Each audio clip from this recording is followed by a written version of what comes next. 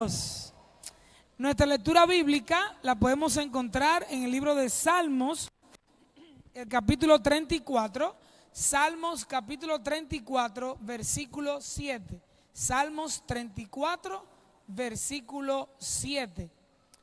Y leemos en el nombre del Señor. Amén.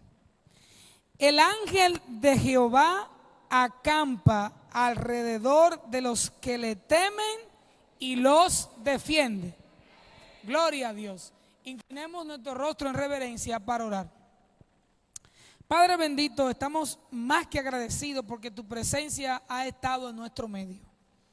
Porque la verdad presente ha sido predicada. La sana doctrina ha sido edificada en los corazones. Y te rogamos que pueda quedarse como un sello, como una marca sobre nuestro brazo. Y que de nuestro corazón puedan emanar alegría, contentamiento y una vida espiritual que sea de tu voluntad. Te rogamos que tú también bendigas la programación de esta noche y que el Espíritu de Dios pueda estar en medio nuestro. Todo esto te lo pedimos en el nombre de Jesús. Amén. Amén. ¿Pueden sentarse? Queremos dar una sincera y cordial bienvenida a todos ustedes que han dejado sus hogares para estar con nosotros en lo que es la penúltima noche. ¿Cuántos se han gozado en el Señor? Amén, gloria a Dios. Y recordando que mañana estaremos por última vez de 7 a 9 con nuestro último sermón de esta serie, como en los días de ¿qué? De Noé. Y bueno, y para que esta bienvenida sea más especial, vamos a tener dos intervenciones.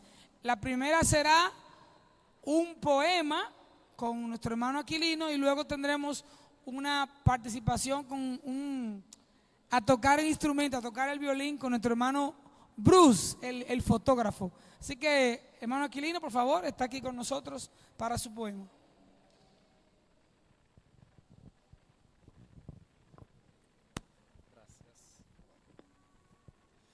El fin viene, cerca está.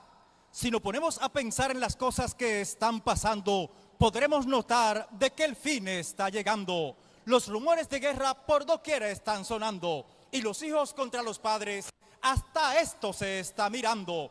Las profecías, una a una, todas se están cumpliendo.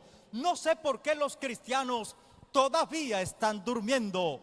Es hora de levantarnos y dejar de estar soñando. Digámosles a las gentes, vengan a Cristo, pues el fin se está acercando.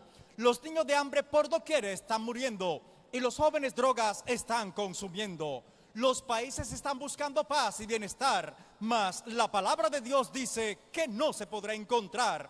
Como en los días de Noé, la gente se está divirtiendo, mas cuando la gracia termine, no valdrá arrepentimiento. Los cristianos siguen dormidos, nada los hace cambiar. Tú, ve y dile que despierten, la noche está llegando, el fin se acerca ya. Los campos están listos, la mies madura está. Es hora de que los obreros cristianos tomen sus armaduras, pues en Cristo Jesús su vida está segura.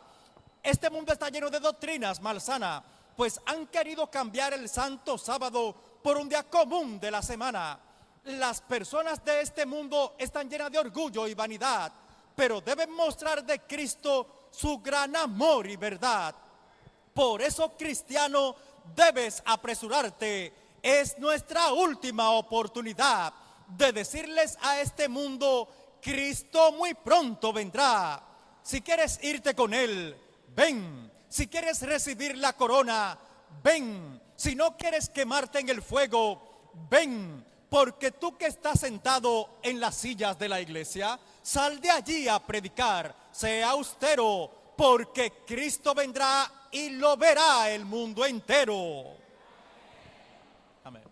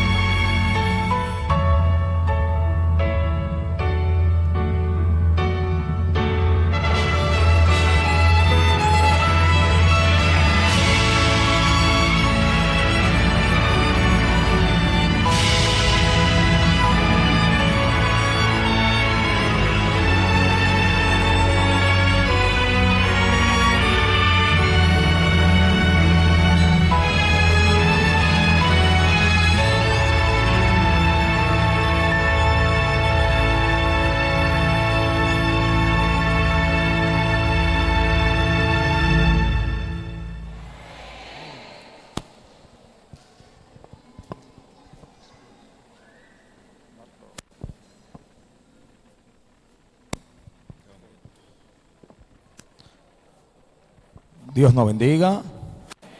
En serio, que Dios nos prosiga bendiciendo. ¿Cuántos se han gozado en esta noche? Yo espero, si le hago algunas preguntas en estos 4 días ya. ¿Cuántos días que van? 4. ¿Quién dijo 3 por ahí? ¿Cuántos días van? Yo espero lo que hemos aprendido, que los pongamos por obra en nuestra vida. Amén. Porque es el evangelio que dejó Jesucristo. No es simplemente predicarlo, sino vivirlo. Esa es la parte principal, lo que nos enseñó nuestro Señor y Salvador Jesucristo. Para mí es más que un placer estar con ustedes. Pertenezco a la iglesia pentecostal. Teme a Jehová y apártate del mal. De hecho, el pastor predicó, me parece el domingo, sobre el tema teme a Jehová. Amén. No sé si usted algunas de esas palabras usted lo ha puesto en su vida. Una de las cosas que él decía, que el que teme a Jehová no practica el pecado. El que teme a Jehová no habla mentira. Y así sucesivamente. Si usted estaba aquí el domingo, yo sé que usted aprendió algo. Si es tan amable, por favor, póngase sobre sus pies, así para estar orando por nuestro hermano pastor, para que así podamos introducir lo que es la palabra del Señor, que es viva y eficaz. Amén.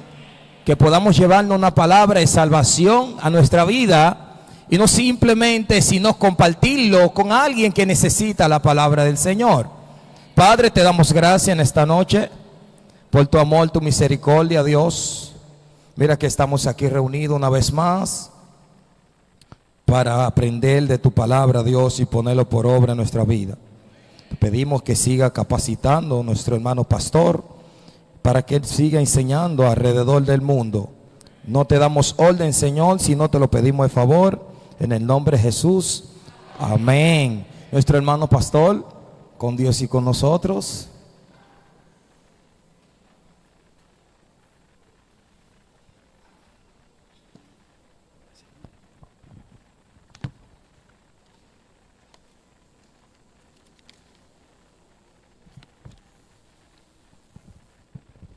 Buenas noches. ¿Cómo pasaron el día hoy? Gloria a Dios.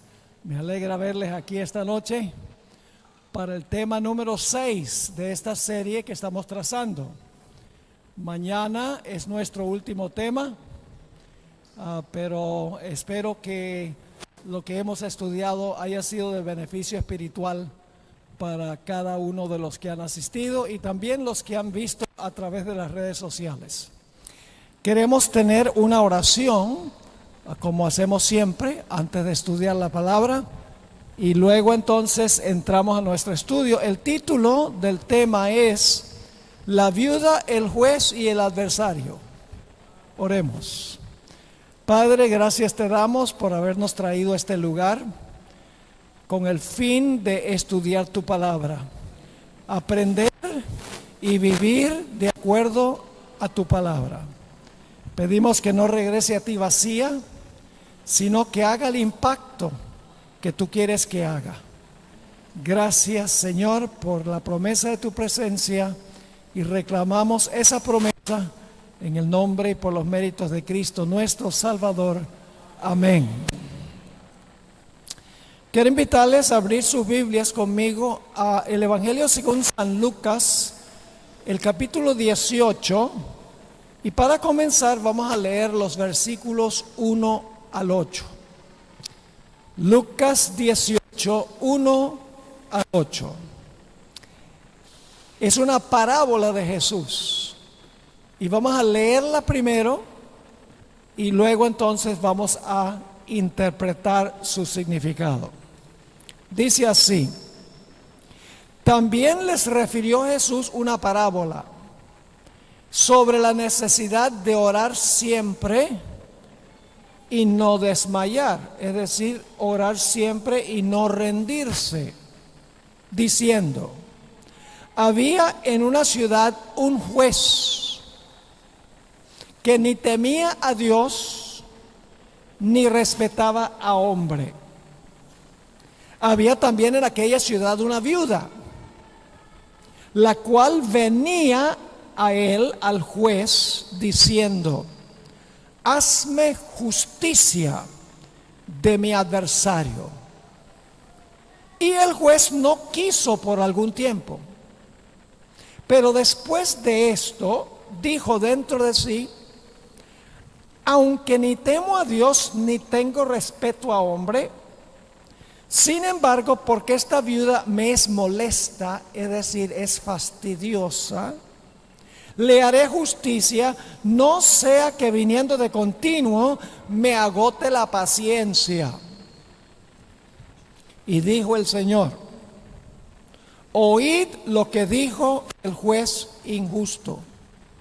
¿Y acaso Dios no hará justicia a sus escogidos que claman a Él día y noche? ¿Se tardará en responderles? Os digo que pronto les hará justicia. Pero cuando venga el Hijo del Hombre, hallará fe en la tierra. Esa es la parábola que queremos estudiar. Ahora necesitamos preguntarnos: ¿por qué contó Jesús esta parábola? ¿Qué lecciones quiso Jesús enseñar? Bueno, la parábola lo dice. Jesús quería enseñar dos lecciones. Número uno, que debemos orar siempre. Debemos orar en todo tiempo y no rendirnos cuando no recibimos una respuesta inmediata. No desmayar. Orar siempre y seguir orando y no desmayar. Esas son las lecciones. Ahora, esta parábola se aplica a todos los tiempos, en términos generales. Porque es cierto a través de toda la historia que debemos orar siempre y no debemos desmayar. Eso se aplica hoy, se aplicaba desde el tiempo que el Señor Jesucristo contó la parábola. Pero esta parábola tiene una aplicación especial a los que van a pasar por el tiempo de angustia final. Es decir, tiene una importancia general para todos los tiempos, pero el contexto indica que específicamente se aplica a la última generación que pasará por el tiempo de angustia después de cerrarse la puerta de la gracia. Y ustedes dicen: ¿cómo sabemos eso? Es muy sencillo. Antes de la parábola, en el capítulo anterior, en el capítulo 17, ustedes pueden leer los versículos que vienen inmediatamente antes. Jesús dice: como en los días de Noé, así será la venida del Hijo del Hombre. Luego dice: como fue en los días de Lot, así será la venida del Hijo del Hombre. Y luego Jesús cuenta la parábola. Habla de la segunda venida y luego entonces cuenta la parábola, que hay que orar siempre y no desmayar. Y la parábola termina también hablando de la segunda venida, porque la parábola termina diciendo: pero cuando venga el Hijo del Hombre, ¿hallará fe en la tierra? Es decir, la parábola se aplica especialmente a aquellos que van a vivir inmediatamente antes de la segunda venida de Jesús. Porque antes de la parábola, Jesús habló de los días de Noé, así será la segunda venida; los días de Lot, así será la segunda venida; y cuando termina la parábola, Él habla de la segunda venida. Hallará fe en la tierra cuando venga el Hijo del Hombre. Ahora queremos echarle un vistazo a los elementos de la parábola, porque las parábolas tienen símbolos. Es decir, las parábolas tienen personajes y eventos y acciones, y cada personaje, cada evento, cada acción tiene un significado simbólico. Así que tenemos que mirar más detenidamente esta parábola. En la parábola hay un juez. Vamos a leer en cuanto al juez otra vez en el versículo 2. Había en una ciudad un juez que ni temía a Dios ni respetaba a hombre. ¿Qué quiere decir eso? Que el juez no temía a Dios ni respetaba a hombre. Sencillamente significa que era un juez secular. Era un juez que no tenía ninguna inclinación religiosa. Sencillamente desempeñaba su cargo como juez. Ahora también dice que había en aquella ciudad una viuda. Ahora la parábola claramente indica de que esta viuda estaba completamente destituida de apoyo humano. Siendo viuda, su esposo había muerto. Y la parábola indica que esta mujer probablemente no tenía hijos, porque si tenía hijos la hubieran ayudado. No tenía casa, no tenía dinero, no tenía amigos. Su única esperanza era que el juez le hiciera justicia. También en la parábola hay un adversario, un enemigo de la viuda. Ahora, los que han estudiado esta parábola han concluido que lo que ocurrió fue lo siguiente. Cuando el esposo de esta mujer murió, tenía una deuda muy grande con un acreedor. Y como el acreedor nunca le pagó lo que le debía porque murió, el acreedor o el adversario le quitó a la viuda todo lo que tenía el esposo. La dejó en la calle, la dejó destituida sin ningún apoyo humano. Así que tenemos un adversario. Sigue diciendo, había en una ciudad un juez que ni temía a Dios ni respetaba a hombre. Había también en aquella ciudad una viuda, y la viuda que decía, hazme justicia sobre mi adversario. Ahora queremos notar también que esta viuda no vino solo una vez al juez.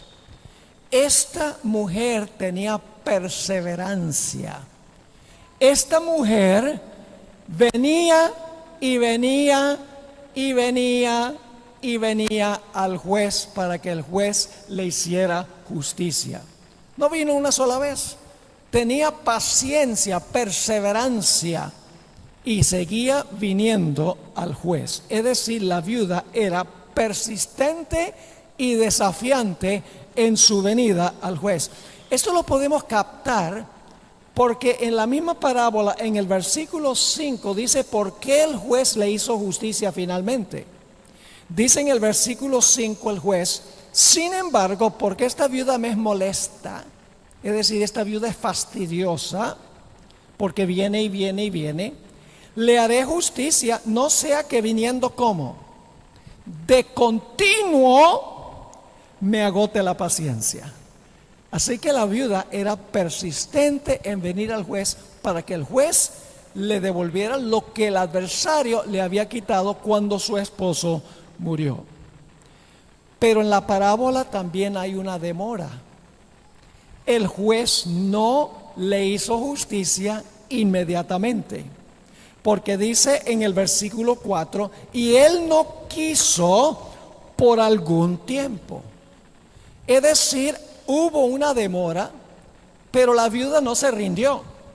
La viuda continuó viniendo y viniendo y viniendo al juez con la esperanza que el juez le hiciera justicia sobre el adversario. El juez no contestó la plegaria de la viuda inmediatamente. Pero después de una demora, la parábola dice que el juez le hizo justicia. Sigue diciendo ahí en el versículo 4 y 5, él no quiso por algún tiempo, pero después de esto dijo dentro de sí, aunque ni temo a Dios, ni tengo respeto a hombre, sin embargo, porque esta viuda me es molesta, le haré justicia, no sea que viniendo de continuo me agote la paciencia. Así que después de la demora, mientras la viuda persistía e insistía, el juez finalmente dijo: voy a hacerle justicia a esta mujer para que no siga fastidiándome, para que no siga viniendo y viniendo y viniendo, porque estoy cansado de que ella esté a la puerta pidiendo justicia. Ahora, en el siguiente versículo Jesús dice, ahora yo les voy a explicar la parábola. Hay algunas parábolas de Jesús que Jesús nunca explicó el significado. Hay varias. En Mateo 13, por ejemplo, habló del tesoro escondido, pero nunca explicó qué era el tesoro escondido. Habló también de los pescadores y sus redes. En el capítulo 13 no explica lo que significa. Habló de la perla de gran precio, no explicó qué era la perla ni nada. Algunas parábolas Jesús no las explicó. Pero esta es una de las parábolas que Jesús no solo contó la parábola, sino que dio el significado de la parábola. Dice en el versículo 6, si están allí en el capítulo 18, el versículo 6, el Señor dijo: oíd lo que dijo el juez injusto. Jesús está diciendo, ahora, oigan lo que significa esta parábola. Y entonces Jesús en el versículo 7 interpreta o explica la parábola. Dice: ¿y acaso Dios? ¿A quién representa el juez? El juez representa a Dios. Dice: ¿acaso si el hombre juez hizo justicia, acaso Dios no hará justicia a sus escogidos? ¿A quién representa la viuda? A los escogidos, muy bien. ¿Persisten en clamar a Dios, sí o no? Que claman a Él día y noche. ¿Hay una demora? ¿Hay una demora, sí o no? Pues si tienen que clamar día y noche, hay una demora. Así que dice: ¿y acaso Dios no hará justicia a sus escogidos que claman como la viuda, que vienen y vienen y vienen día y noche, que significa que hay una demora? Y luego dice: ¿se tardará en responderles? ¿Ven el paralelo? Ahora vamos a estudiar cada aspecto de la parábola, lo que significa. Ya sabemos que hay un juez, sabemos que hay una viuda, sabemos que hay un adversario, sabemos que hay persistencia en clamar, sabemos que hay una demora y sabemos que finalmente, después de la demora, el juez le hace justicia. Ahora vamos a interpretar los símbolos y los elementos de esta parábola. Notamos que el juez representa ¿a quién? A Dios. Y ustedes dicen: pero pastor, ¿cómo puede un juez que no teme a Dios ni tiene respeto a hombre, cómo puede representar a Dios?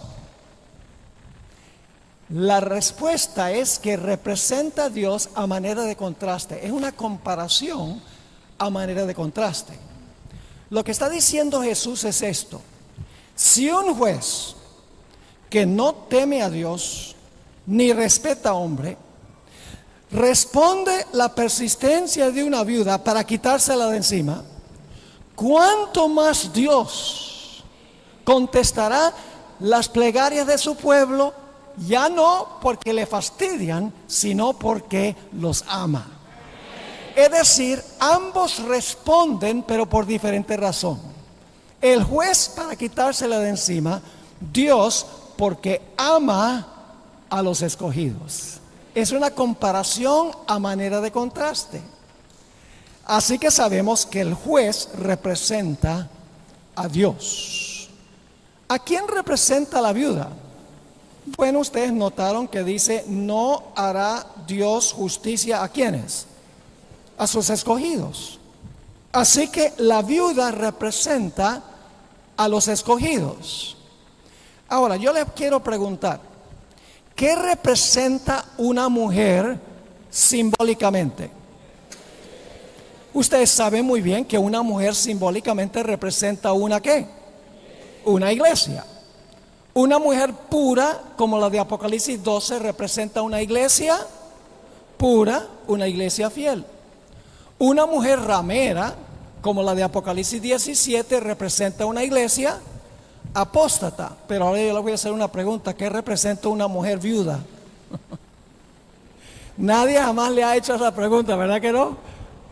¿Qué representa una mujer viuda? También representa la iglesia, porque es una mujer. Pero es una iglesia que ha perdido todo. Una iglesia destituida de todo apoyo humano, que tiene un adversario que le quitó todo. Porque es una mujer viuda, que no tiene donde caerse muerta. Es decir, los escogidos representan una iglesia que está pasando por una terrible tribulación. Todo el adversario se lo ha quitado. Esa es la generación final. Es la iglesia que vivirá al final de la historia. Y ustedes dicen: pero pastor, ¿cómo sabe usted que esto representa la iglesia final que va a pasar por el tiempo de angustia después que se cierre la puerta de la gracia? Pues cuando encontramos la palabra escogidos, tenemos que buscar otros versículos a donde se usa la palabra escogidos. Vamos a ver si hay otro pasaje donde habla de que la iglesia va a pasar por una gran tribulación y la Biblia lo llama los escogidos. Vayan conmigo a Mateo 24 y vamos a leer el versículo 21, 22 y luego el versículo 24, donde aparece la misma palabra escogidos. Vamos a ver cuándo van a vivir los escogidos, la iglesia final que no tiene dónde caerse muerta porque el adversario les ha quitado todo.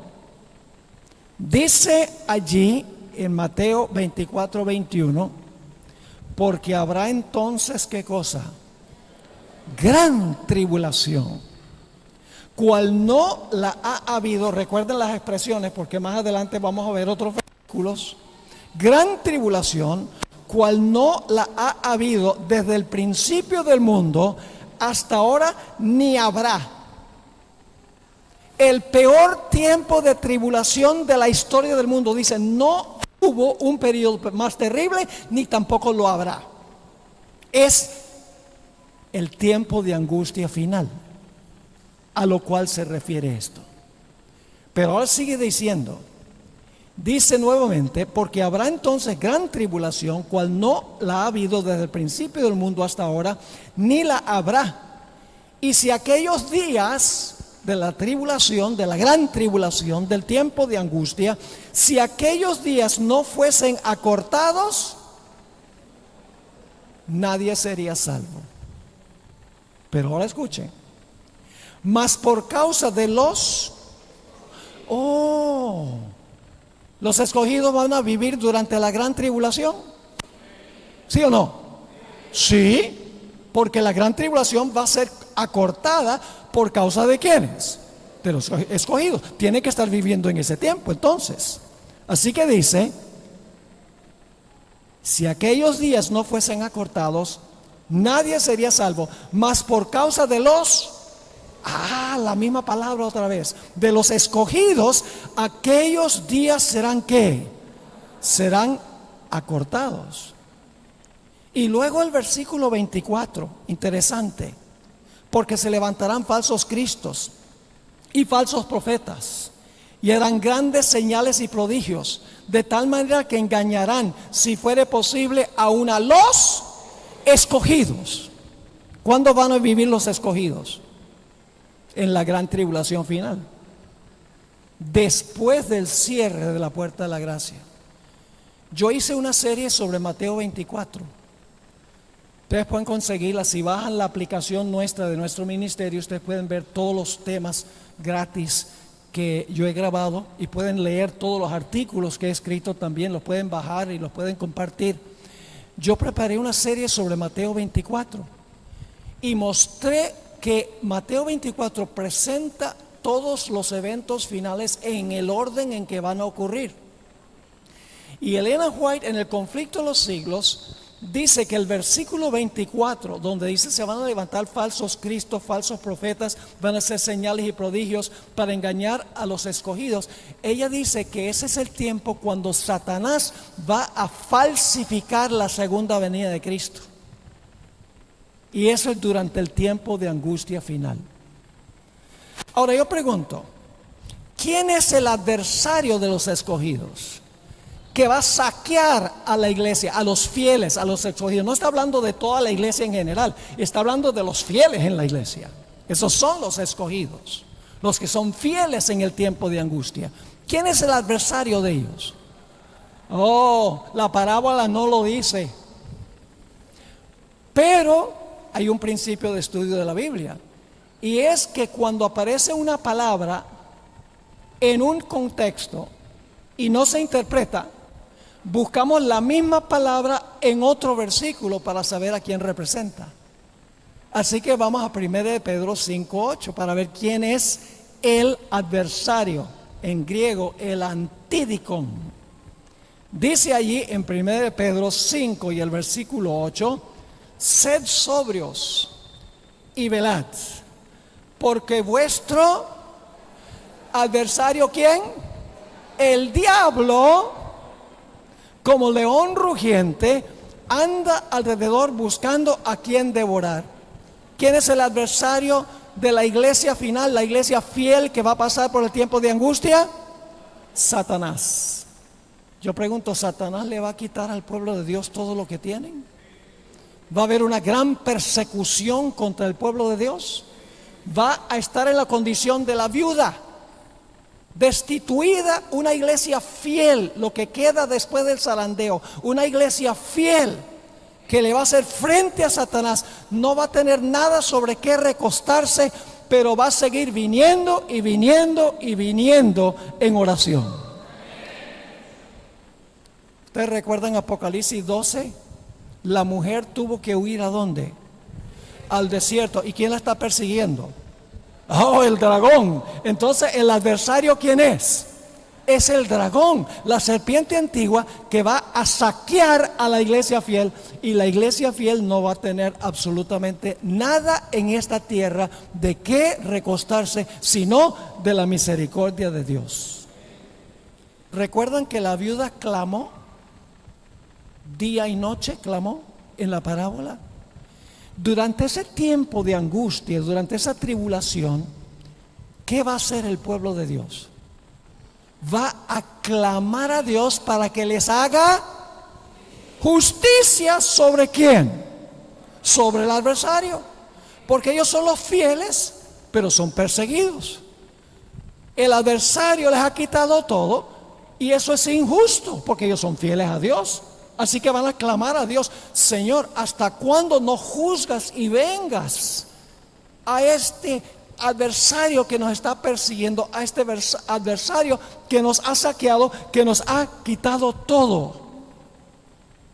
Esa palabra claman día y noche, que la viuda clama día y noche, esa palabra clamar es muy fuerte en el idioma original.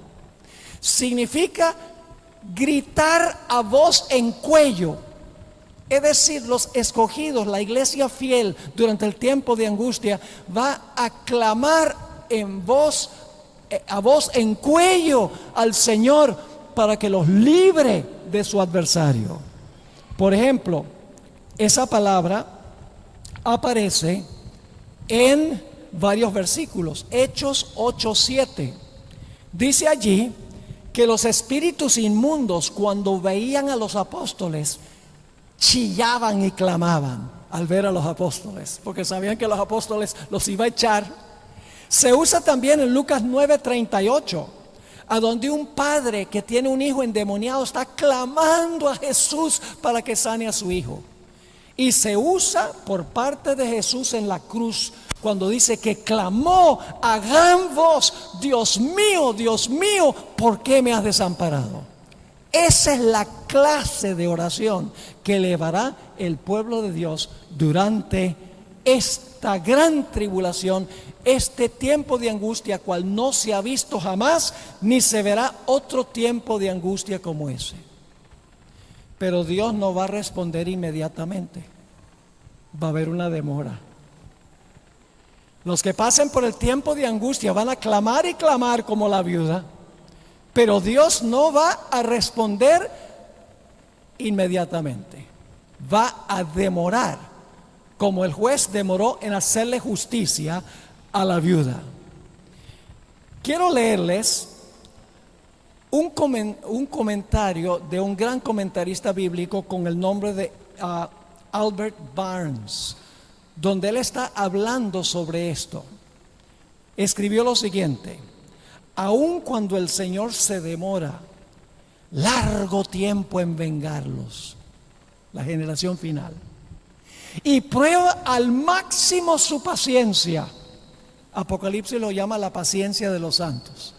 Una mejor traducción es la perseverancia de los santos. Es la misma palabra que aparece en Mateo 24, el que perseverare hasta el fin, ese será salvo. Es la mismita palabra, aquí está la paciencia de los santos, es la perseverancia, como en el caso de la viuda. Aunque no reciben respuesta inmediata, siguen clamando y siguen viniendo al Señor en oración.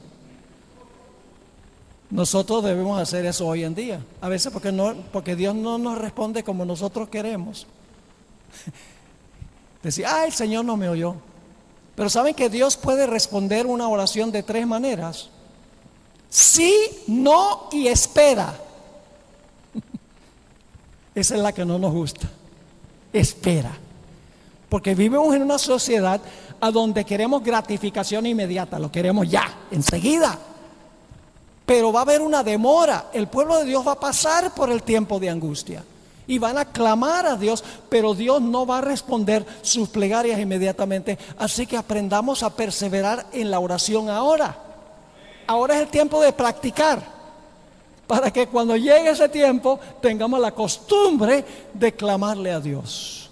Así que dice, aun cuando el Señor se demora largo tiempo en vengarlos y prueba al máximo su paciencia, al fin los vengará. Prueba la fe de ellos, les permite que sufran persecuciones y pruebas por largo tiempo, hasta que parezca que Dios no se interpondrá. No obstante, Él lo hará y los librará.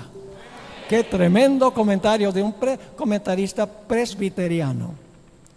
Ahora, claro, surge una pregunta muy importante. Si Dios ama tanto a su pueblo, ¿por qué no le responde inmediatamente? ¿Cómo es que un Dios de amor va a permitir que su pueblo, que los escogidos, pasen por este terrible tiempo de angustia sin tener nada de qué recostarse, clamando a Dios, y parece que Dios se hace el del oído gordo? ¿Por qué razón es que Dios no los libra, no los venga, no es justo inmediatamente? ¿Cuál es el propósito de la demora? Hay 2 razones por la demora. La primera razón la encontramos en un libro de la Biblia, el primer libro que se escribió. Lo escribió Moisés en el desierto de Madián, el libro de Job. Voy a relatarles la historia de Job para explicarles cuál es la primera razón. Ustedes recuerdan que hubo una reunión en el cielo y ahí hizo presencia los hijos de Dios, los representantes de los mundos que nunca pecaron, entre los cuales vino ¿quién? Satanás vino entre ellos. Y se entabló una conversación entre Dios y Satanás. Dios le dijo: ¿no has visto a mi siervo Job? Recto, temeroso de Dios, apartado del mal. Satanás dice: claro que te sirve. Te sirve por los panes y los peces.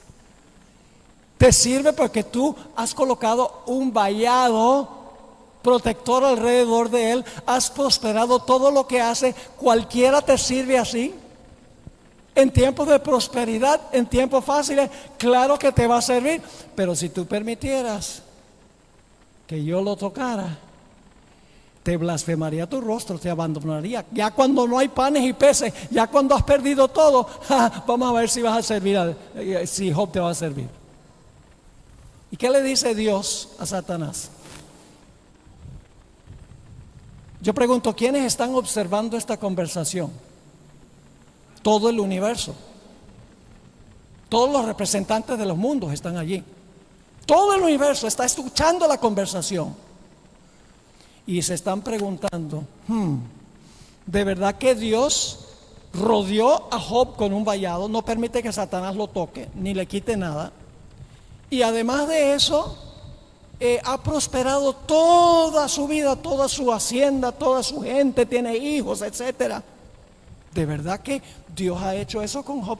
¿Será verdad lo que dice Satanás? ¿Qué tal si Dios hubiera dicho, no le hagan caso, que sea un mentiroso?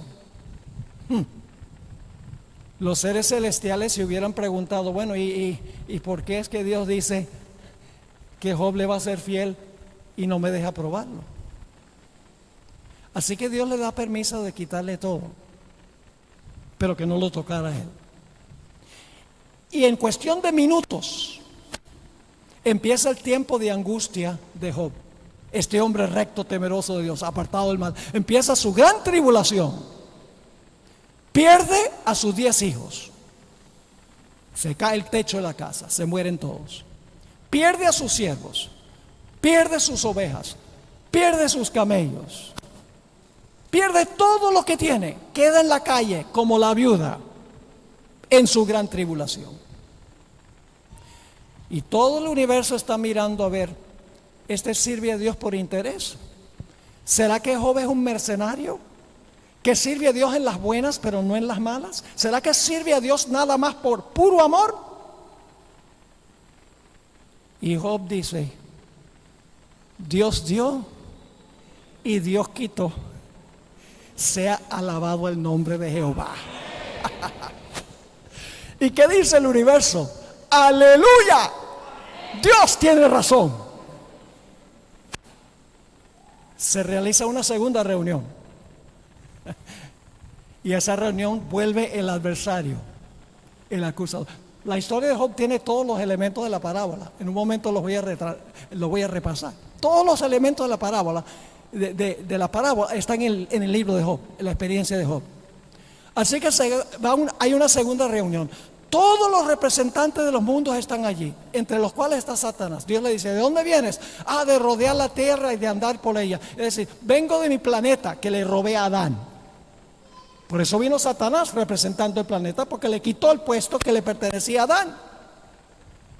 Y entonces Dios, tal vez con un orgullo sano, le dice, ¿no has visto mi siervo Job? Que a pesar de que me incitaste contra él, aún conserva su integridad. Y todos los seres celestiales están viendo y diciendo, wow, si es verdad que Job conservó su integridad. Y Satanás dice, claro, no me dejaste tocarlo a él. Cualquiera está dispuesto a entregar lo que tiene para preservar la vida. Pero si tú permitieras que yo lo tocara a él, él te blasfemaría en tu cara. Ahora Dios también tiene que decidir otra vez. Si Dios dice, ya ustedes vieron que eres un mentiroso, no le hagan caso. Los seres celestiales dicen, ¿de verdad que no permitió que tocara a Job? ¿Será que tiene razón en lo que está diciendo el adversario? Y entonces Dios le dice, te permito que hagas con él lo que tú quieras, solo que no te permito matarlo. Yo pregunto, en el tiempo de angustia final, ¿alguno de los fieles va a perecer? En el tiempo de angustia, después de cerrarse la puerta de la gracia, Dios va a permitir que Satanás pruebe a su pueblo al máximo. Por eso tenemos que aprender a depender de Dios hoy y a perseverar y venir a Dios en oración hoy, no importa lo que suceda con nosotros. Así que Dios le dice, te permito que lo aflijas como tú quieras. Y Satanás lo aflige con una llaga maligna desde la mollera de la cabeza hasta la planta del pie, y todo el universo está observando. ¿Será que Job sirve a Dios por interés? ¿Será que Job sirve a Dios por los panes y los peces? ¿Será que es un mercenario? ¿Quién tendrá razón? ¿Dios o el adversario? Satanás sale de la presencia de Dios y aflige a Job con esta llaga maligna. ¿Y qué pasó con Job? ¿Maldijo a Dios? No, dice que en todo esto no pecó Job. No pecó. En su gran tribulación, en su tiempo de angustia, dice que Job no pecó. Oh, el universo está mirando y dice: este sirve a Dios por puro amor. Aunque le vengan todos los males, aunque pierda todo, aunque el adversario lo deje en la calle, él todavía es fiel a Dios. El universo ve que Job está vindicando la palabra de Dios. Está haciendo quedar bien a Dios y está haciendo quedar mal a Satanás. Eso es lo que está pasando en Job 1 y 2. Pero el tiempo de angustia no termina allí. Ha perdido todas sus posesiones, ha perdido su salud y ahora pierde el apoyo de su esposa. La esposa le dice: ¿todavía conservas tu integridad? ¿Todavía eres fiel a Dios? ¿De quién era instrumento la mujer? De Satanás, porque Satanás es el que dijo. Ahora, no se sientan mal, mujeres. Hay mujeres muy buenas también. Pero en esta historia la mujer le dijo: maldice a Dios. Es que lo que Satanás había dicho: maldice a Dios y muérete. Y Job le dice: tú hablas como las mujeres fatuas. ¿Cómo voy a hacer yo eso? Pero la historia no termina allí. Luego vienen los tres mejores amigos para consolarlo. Y en vez de consolarlo, se convierten en acusadores de Job. Los amigos lo abandonaron. No tiene posesiones. Todos los hijos están muertos. La esposa se volcó contra él. Los mejores amigos también. Esto es una prefiguración del tiempo de angustia cual no se ha visto jamás. Los escogidos todos lo van a perder. Satanás los va a saquear. Y ante el universo se va a revelar si los fieles de Dios están dispuestos de servir a Dios por amor o por interés. Satanás dice por interés. Dios dice por amor. El universo verá vindicado a Dios, vindicada la palabra de Dios por la generación final, según esta parábola. Ahora, vamos a ver si todos los elementos de la parábola están allí. Yo pregunto, ¿en la parábola hay un juez? ¿Quién es el juez? Dios. ¿Hay un remanente fiel? ¿Quién es? Job.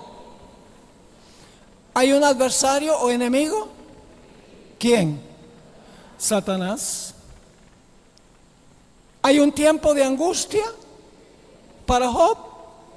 Sí, claro que sí. Job clama a Dios para que sea justo con él contra el adversario. ¿Saben que hay algo muy interesante? Y es que desde el capítulo 3 hasta el capítulo 38, si ustedes leen esos capítulos, Job está clamándole a Dios y le está diciendo: Dios, ¿por qué me está pasando esto? No entiendo.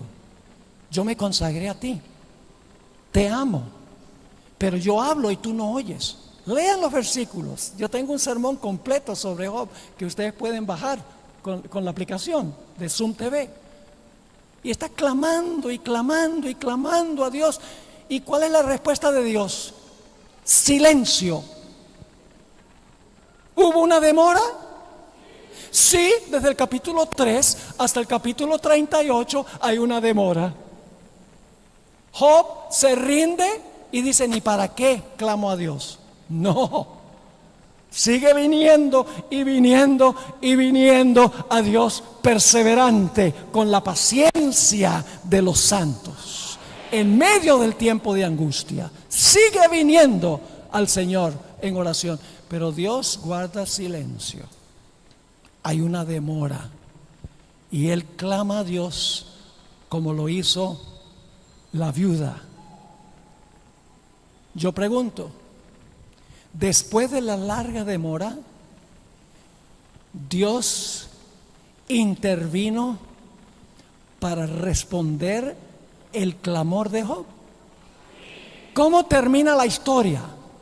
La historia termina diciendo que Dios le dio a Job porque fue íntegro, porque fue fiel a Dios en la peor tribulación que podría haber sufrido. Ahora Dios le da el doble de lo que tenía antes. ¿Qué va a pasar con los fieles que pasan por la gran tribulación? Lo que va a pasar es que finalmente, después de una demora, claman y claman en el tiempo de angustia. Dios les va a hacer ¿qué? Justicia. Y va a castigar al enemigo. Y va a vindicar a su pueblo. ¿Están viendo la conexión? Tremenda historia. La primera razón por la cual Dios permite que su pueblo pase por este tiempo de angustia, donde todo lo van a perder y van a clamar a Dios día y noche, es para mostrarle al universo que su pueblo le sirve por amor, que es fiel a Él por amor, que no van a pecar contra Jehová, sino que van a ser fiel a Él, no por interés, sino por amor. Es decir, el pueblo de Dios va a vindicar el carácter de Dios ante el universo y va a mostrar que la palabra de Dios es cierta y que Satanás es un enemigo mentiroso. Hay una segunda razón por la demora, y es que Dios permitirá que su pueblo pase por este terrible tiempo de angustia para refinar su carácter y prepararlo para la eternidad, para consumir toda mundanalidad. La hermana White, cuando dice que es necesario que sea consumida su mundanalidad, esa no es la palabra en inglés. En inglés la palabra mundanalidad es worldliness, pero la palabra que usa la hermana White es, y voy a inventar una palabra en español, toda su terrenalidad, todo lo que los a este mundo. Earthliness es la palabra en inglés. Es decir, el tiempo de angustia los desconectará de todo lo que hay en este mundo. Los refinará. Noten lo que dice el mismo Job. Job 23 y el versículo 10. Job 23 y el versículo 10. Job entendió lo que Dios estaba haciendo con él. No se quejó porque él sabía por qué estaba pasando por esta experiencia. Dice Job: mas él conoce mi camino, me probará y saldré como oro. Dice: yo sé que estoy pasando por el horno de aflicción, pero cuando termine la tribulación saldré como oro. En Isaías 48 y el versículo 10 habla también del refinamiento, que pasamos por la tribulación, que es el horno de fuego, no literal, sino simbólico. Y ese es el proceso de refinarnos. Dice en el versículo 10 de Isaías 48: he aquí te he purificado. Dios está hablando a Israel. Y no como a plata. Te he escogido en horno de ¿qué? ¿Qué es el horno? Aflicción. Quiero leerles una cita de la hermana White. Se encuentra en el Conflicto de los Siglos, página 619. Hablando de los que pasan por el tiempo de angustia, ella escribió: aunque sufren ansiedad, el terror y la angustia más desesperantes, no dejan de orar. La experiencia de la viuda. Nuevamente, aunque sufren la ansiedad, el terror y la angustia más desesperantes, no dejan de orar. Echan mano del poder de Dios, como Jacob se aferró al ángel, y de sus almas se exhala el grito: no te soltaré hasta que me hayas bendecido. Esa será la experiencia de la última generación, que pasa por el tiempo de angustia. no pecarán como Job no pecó.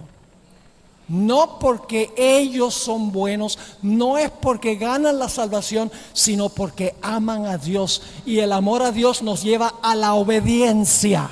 Jesús dijo, si me amáis, guardad mis mandamientos. Porque se dice, los que enseñan que la generación final que va a pasar sin pecar por el tiempo de angustia, dice, el pastor Bor enseña que la gente va a dejar de pecar por ellos mismos. No es por ellos mismos, es por el poder del Espíritu Santo. Cuando Dios retire el Espíritu Santo de la tierra, lo retira de los impíos, no lo retira de los justos. Jesús dijo, he aquí estoy con vosotros hasta el fin del mundo. Daniel 12:1 dice que hay Miguel, quien está de parte de los hijos de tu pueblo. Aunque durante el tiempo de angustia no habrá intercesor ni mediador, Jesús estará aquí como protector de su pueblo. No va a abandonar a su pueblo.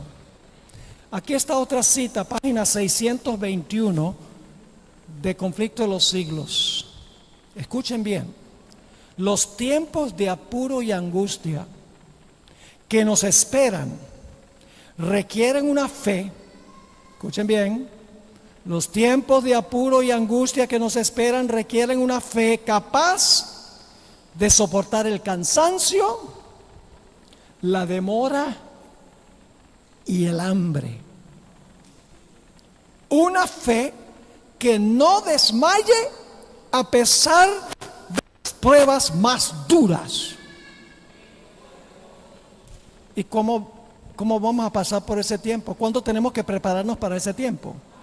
Sigue la cita. El tiempo de gracia, que es ahora, el tiempo de gracia les es concedido a todos a fin de que se preparen para aquel momento. Y luego dice, de los que pasan por este periodo, su fe no decae si sus oraciones no reciben inmediata contestación. La viuda no se rindió. Inclusive la hermana White habla de que el pueblo va a pasar por el horno para refinarlos. Noten en la página 621 del Conflicto de los Siglos, ella escribe en cuanto a los que pasan por este periodo, los escogidos, dice ella, su aflicción es grande. Las llamas del horno parecen estar a punto de consumirlos. ¿Con qué compara la hermana White las pruebas? Con pasar por un horno. Las llamas del horno parecen estar a punto de consumirlos, pero el refinador los sacará como oro purificado por el fuego. El amor, ahora escuchen, Dios todavía los ama a pesar de que pasen por la tribulación.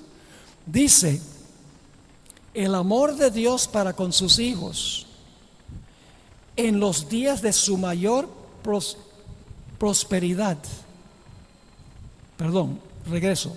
El amor de Dios para con sus hijos durante el periodo de su prueba más dura es tan grande y tan tierno como en los días de su mayor prosperidad. ¿Ama a Dios menos a la gente durante el tiempo de angustia? ¿O mientras tenían prosperidad? ¿Los ama igual? Entonces, ¿por qué deja que pasen por la tribulación? Dice, debe consumirse su terrenalidad.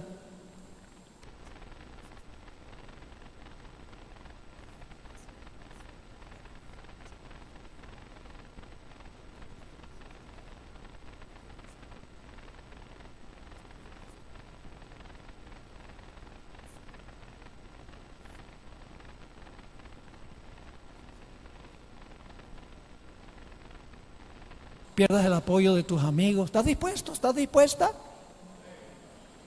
No nos atemos a esas cosas aquí. Que nuestra relación con el Señor no dependa de eso. La gente dice, ay, el Señor me bendice porque me da mucho.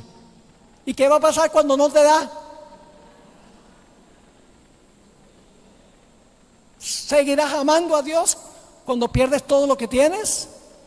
Ahora es que tenemos no atarnos a nada de lo que tenemos en este mundo. La sierva de Dios dice, debe consumirse lo que los ata a la tierra, su terrenalidad, para que la imagen de Cristo se refleje perfectamente. ¿Por qué van a pasar por el tiempo de tribulación? Para que se refleje el carácter de Cristo imperfectamente. No imperfectamente, porque la idea es que vamos a estar pecando hasta que Cristo venga en las nubes. La Biblia no enseña eso, ni el Espíritu profecía tampoco. Leímos algunos versículos una noche anterior, donde dice que debemos desarrollar la santidad sin la cual nadie verá al Señor, entre otros versículos. Y no lo podemos hacer nosotros. Nosotros no podemos vencer el pecado por nosotros mismos. No nos salvamos por la victoria sobre el pecado. No, Cristo nos salva y como resultado el Espíritu Santo nos da victoria sobre el pecado. La gloria es para Él, no para nosotros. Dice, para que la imagen se refleje perfectamente. Ahora escuchen bien. Jesús vivió su propia parábola. Jesús vivió su propia parábola. Es decir, no solamente enseñó en cuanto a la generación final, sino que la parábola habla de la experiencia de Jesús. Y ustedes dicen, ¿cómo es eso? Vamos a mirar la experiencia de Jesús. ¿Quién sería el juez en el caso de Cristo? El Padre. ¿Quién colocó los pecados sobre Él? El Padre. Dice en Isaías 53 que el Padre colocó sobre Él los pecados de todos nosotros. El Padre es el juez. ¿Quién es el escogido? Jesús. Jesús es el escogido. ¿Quién es el adversario? El adversario de Jesús, ¿quién era? No me digan Judas, porque dice en el Evangelio según San Lucas que el diablo se le metió al corazón de Judas. Fue el diablo que inspiró a Judas a entregar a Jesús. Es decir, el Padre es el juez, Jesús es el escogido, el adversario es Satanás. Ahora yo pregunto, ¿el Señor Jesucristo perdió todo lo que tenía en los últimos días de su vida aquí en la tierra antes de su muerte? ¿Lo abandonaron sus discípulos? ¿Se volcaron los líderes espirituales contra Él? Sí. ¿Perdió toda posesión material? Escuchen, hermanos. Le quitaron el manto y le quitaron la ropa. Jesús, cuando colgó en la cruz, ni la ropa la tenía. Todo lo perdió. Yo pregunto, ¿clamó Jesús a su Padre? Dice en Mateo 26:37 que Jesús comenzó a entristecerse y a angustiarse. Es el tiempo de angustia de Jesús. Angustiarse. Y sigue diciendo en gran manera. Mateo 26:37. 3 veces en el Getsemaní clamó a voz en cuello a su Padre: Padre, si puede pasar esta copa de mí, que sea así, pero no que se haga mi voluntad, sino la tuya. Clamó a su Padre. No solo eso, mientras clamaba sudó gotas de sangre. Su tiempo de angustia. No solo eso, sino que hasta sintió que Dios lo había abandonado, que su Padre lo había abandonado. Así como Job. Porque clamó en la cruz: Dios mío, ¿por qué me has desamparado? Yo pregunto, ¿el Padre lo libró inmediatamente? Cuando Jesús clamó, el Padre dijo: te voy a sacar, te voy a bajar de la cruz. No. ¿Hubo una demora? Hubo una demora. El Padre no le contestó inmediatamente cuando clamó. Noten lo que dice Hebreos 5:7. Hebreos 5 y el versículo 7. Y Cristo en los días de su carne, significa que cuando estuvo aquí encarnado, ofreciendo ruegos y súplicas con gran clamor y lágrimas. ¿Clamó Jesús? ¿Clamó a su Padre a voz en cuello? Dice, Cristo en los días de su carne ofreciendo ruegos y súplicas con gran clamor y lágrimas al que le podía, ¿qué? Librar de la muerte. Y dice, fue oído a causa de su temor reverente. ¿El Padre oyó el clamor de Jesús? Sí. ¿Le contestó enseguida? No, pero sí oyó. A veces nosotros pensamos que porque no recibimos una respuesta inmediata, que Dios no oyó. Pero Dios oye nuestras oraciones y Él sabe cuándo es prudente decir, espera, voy a dejar que pases por esta prueba para refinarte, para mostrarle al diablo que tú sirves a Dios porque lo amas.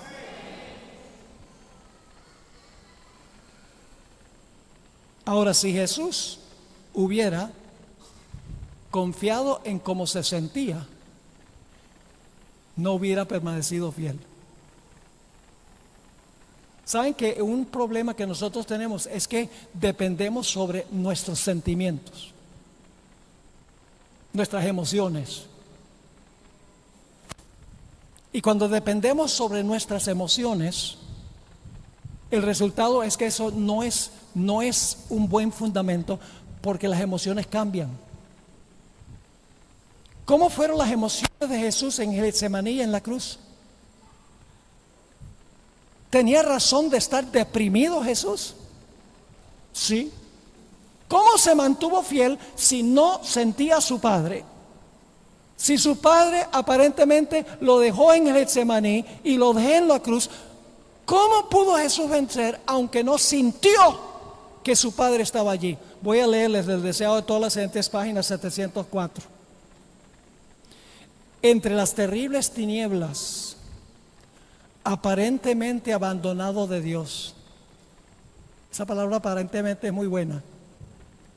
Aparentemente abandonado de Dios, Cristo había vaciado las últimas heces de la copa de la desgracia humana. En esas horrorosas horas había confiado en la evidencia que antes recibiera de que era aceptado de su Padre. En ese tiempo nosotros tendremos que depender de nuestra conexión con el Señor ahora.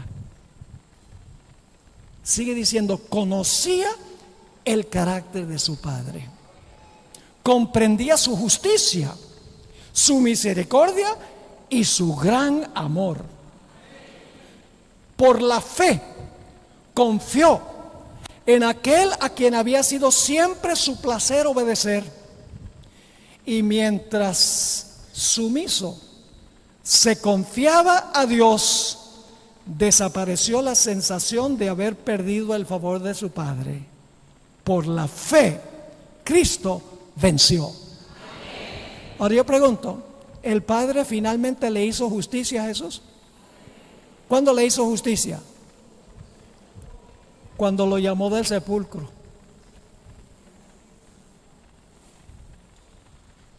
Voy a leerles una cita. Esta cita lamentablemente no la he visto en español, yo la traduje. Está en una revista que existía en el tiempo de la hermana White para los jóvenes, Youth Instructor, el instructor de los jóvenes. Ella escribió esto el 2 de mayo de 1901 y fíjense lo que escribió. Aquel que murió por los pecados del mundo debía permanecer en la tumba por el tiempo establecido. Estaba como prisionero de la justicia divina. ¿Qué estaba Jesús? ¿Prisionero de qué? ¿Por qué era prisionero de la justicia divina? Porque Él cargó los pecados. Él sufrió el castigo. Sigue diciendo, estaba como prisionero de la justicia divina en esa prisión pedregosa y era responsable ante el juez del universo.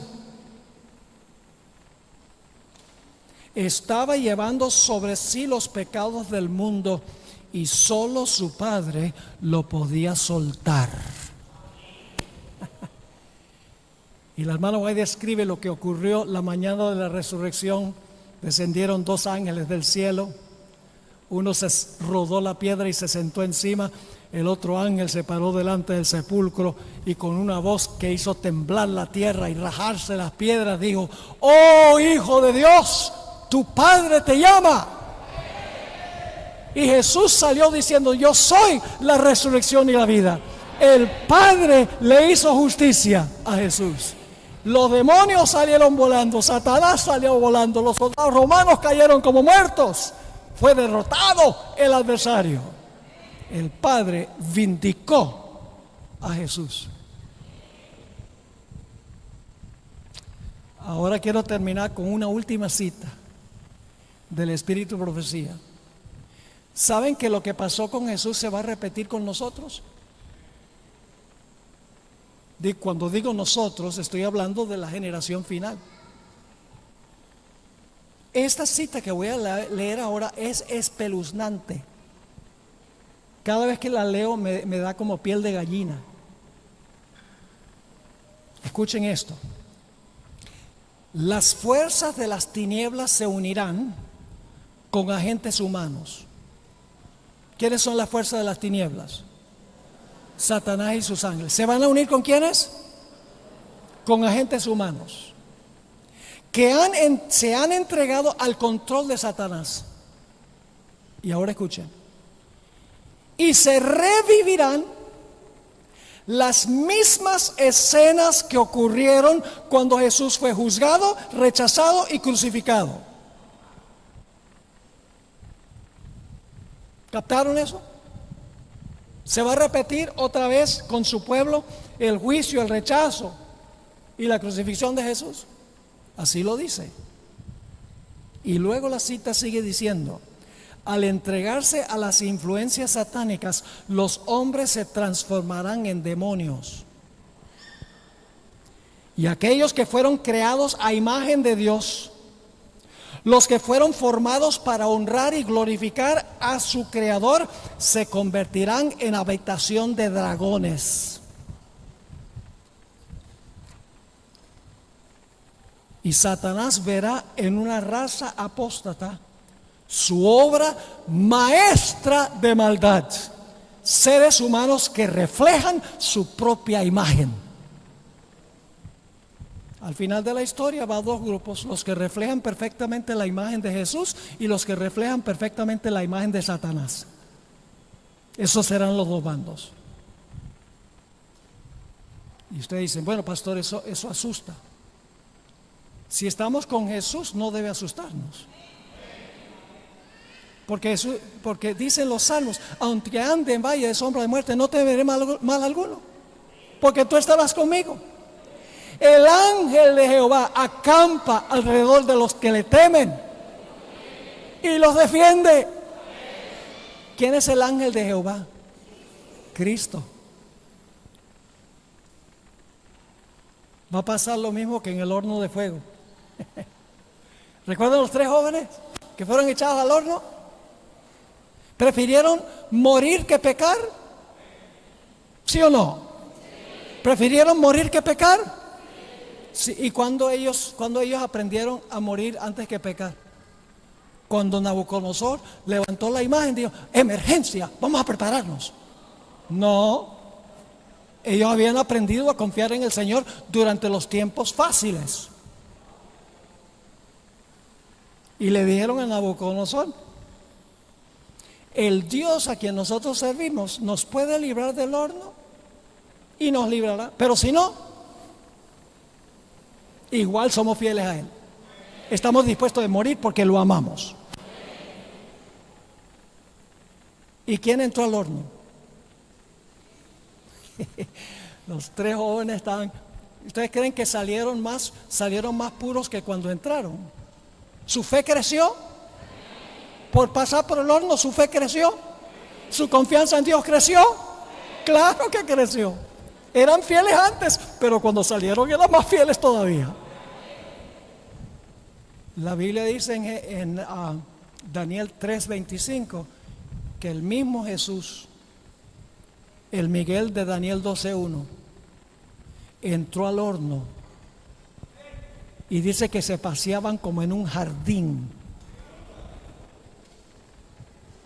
¿Saben quién era ese hijo de Dios? Cuando Nabucodonosor vio lo que pasó, él dice que Dios envió su ángel para librar a sus siervos. El hijo de Dios era el ángel de Jehová, Miguel, que es otro nombre para Cristo Jesús. Ahora, no creen que Jesús es un ángel. Ángel significa mensajero. Miguel es Dios. Su nombre de Jesús significa ¿quién es como Dios? Significa el nombre Miguel. Es un desafío contra Satanás. Y luego recuerdan la experiencia de Daniel cuando lo echaron al foso de los leones. Engañaron al rey, estos políticos que servían con él, lo engañaron para que diera una ley de que cualquiera que orara o hiciera una petición a un Dios o a un hombre por un periodo de 30 días fuera echado en el foso de los leones. Querían acabar con él. Y ustedes saben que Daniel oró. Y entonces el rey se dio cuenta que lo habían engañado. Y dice que trató de librarlo de todas maneras, pero no podía porque las leyes de los medos y persas no se podían revocar ni cambiar. Y cuando lo lleva al foso, le dice a Daniel: el Dios a quien tú sirves continuamente te libre del foso. ¿A quién sirves qué? Continuamente. ¿Confiaba Daniel en el Señor continuamente antes de que lo echaran al foso? Sí. ¿Creen que Daniel salió con una fe más fuerte cuando salió la siguiente mañana? Ahora fíjense que el mismo que libró a los jóvenes, libró a Daniel. Porque dice el rey que Jehová envió su ángel. No dice un ángel, dice envió su ángel y libró a Daniel. Eso es lo que nos espera. Hermanos y hermanas, los eventos que están ocurriendo en este mundo indican de que todo está uniéndose para cumplir las profecías rápidamente, porque la sierva de Dios dice que los eventos finales serán rápidos. Estamos viendo en los desarrollos en los Estados Unidos, los desarrollos en el mundo. Dios nos dio las señales para que supiéramos que estamos cerca, que está a las puertas. Dice ahí en Lucas el capítulo 21 y Mateo el capítulo 24. Ahora es que tenemos que aprender a orar sin cesar, a perseverar, pase lo que pase. Ahora es que debemos meternos en su palabra para fortalecer, para alimentarnos de la palabra, tener una salud espiritual fuerte. Ahora es el tiempo en que debemos testificar de esta maravillosa verdad que Dios nos ha dado como iglesia. No queremos que nadie en el mundo perezca. ¿Y cómo lo van a saber? Si nosotros no le contamos. No podemos predicar sermones como predican las otras iglesias. Hay que predicar la verdad presente para preparar a la gente para lo que pronto estallará en este mundo. Así que, hermanos y hermanas, tengo buenas noticias. Y las buenas noticias son que viene un tiempo bien difícil, pero vindicaremos a Dios. Seremos refinados, nuestra fe crecerá. Y cuando Jesús venga a las nubes, diremos: he aquí, este es nuestro Dios. Le hemos esperado, Él nos salvará. Bienaventurados los de limpio corazón, porque ellos verán a Dios. Oro a Dios para que todos estemos allí, fieles hasta el fin. Padre, gracias te damos por tu palabra. Una guía segura en un mundo que anda tan confundido. Te ruego, Señor, que tú bendigas a todos los que han asistido a este tema, también a aquellos que están viendo en las redes. Oh, Señor, te ruego que tú nos inspires, que hables a nuestra mente, a nuestro corazón, para que en este tiempo de relativa prosperidad podamos hacer una entrega de todo a ti. sin excepción. Que estemos dispuestos de servirte y de amarte, cueste lo que cueste, inclusive si es necesario nuestra vida. Acércate a cada uno y danos esa fe, porque la fe es un don tuyo. Te lo pedimos en el nombre de Jesús. Amén. Amén.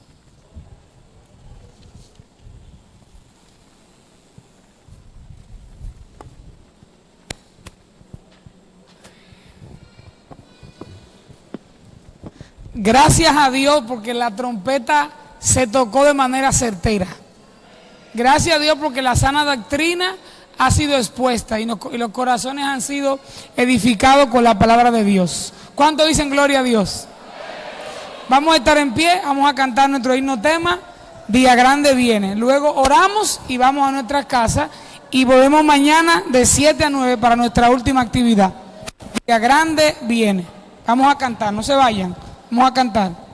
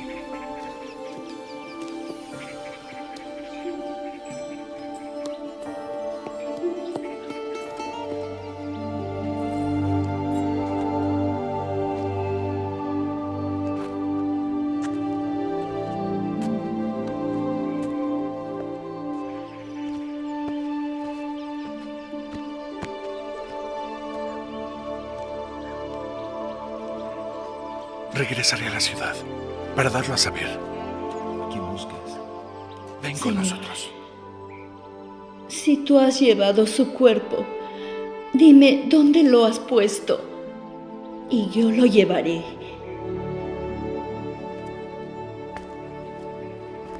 María, Raboni, no me toques, porque aún no he subido a mi Padre. Pero ve a mis hermanos y diles, subo a mi Padre y a vuestro Padre, a mi Dios y vuestro Dios.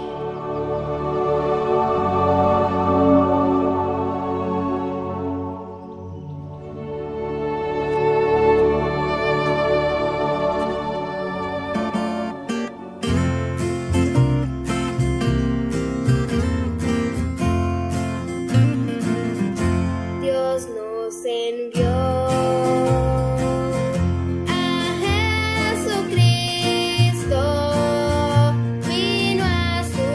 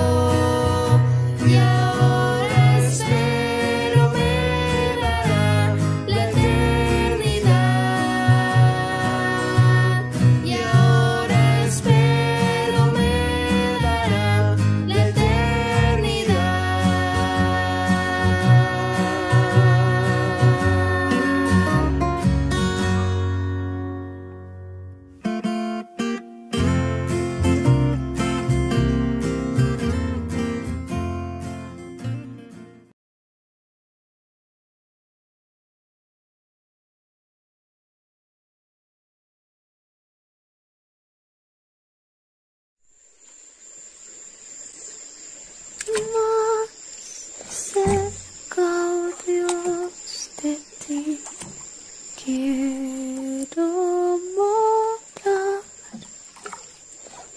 aunque sobre una cruz me hayan de alzar. Entonaré allí hasta himno con fervor, más cerca, oh Dios, de ti, más cerca, sí.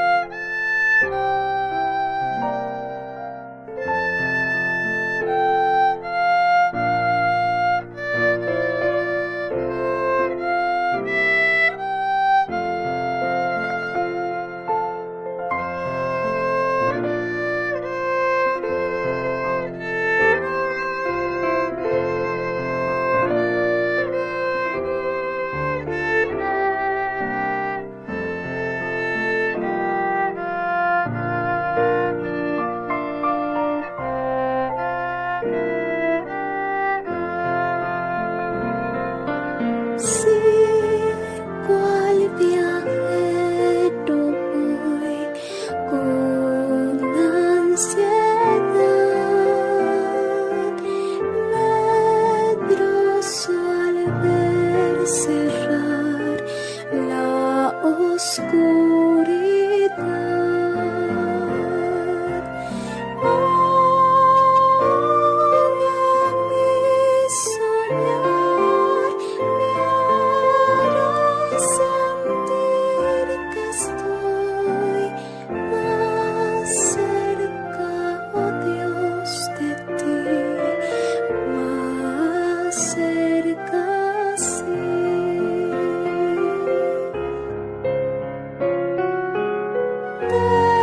Después al despertar